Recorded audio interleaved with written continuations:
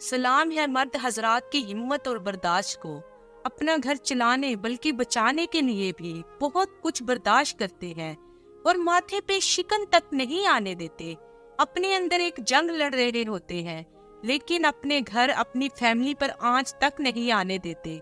معاشرے میں اکثر عورتوں کے ساتھ ہونے والی ناانصافیوں کا ذکر ملے گا، لیکن مرد جس کرب سے گزرتا ہے وہ کوئی نہیں جان پاتا۔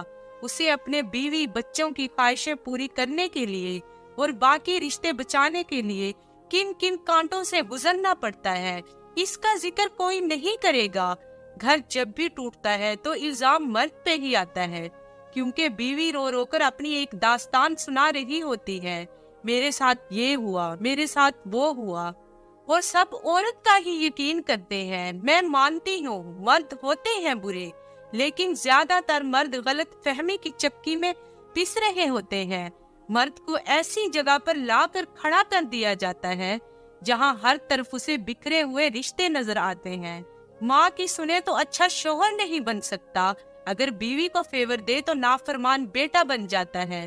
نہ کبھی بیوی سمجھ پاتی ہے اور نہ کبھی ماں سمجھ پاتی ہے کہ ہماری اس آپسی لڑائی کی وجہ سے ایک بیٹا، ایک شوہر روز کئی موتیں مرتا ہے۔ بیوی کو سمجھنا چاہیے کہ وہ اس کی تو ساس ہے لیکن اس کے شوہر کی تو جنت ہے نا، اور ایک ماں کو بھی سمجھنا چاہیے کہ وہ بہو کو نہیں بلکہ بیٹے کو تکلیف دے رہی ہوتی ہے، مگر ہماری شکایتیں ہیں ختم ہونے کا نام ہی نہیں لیتی۔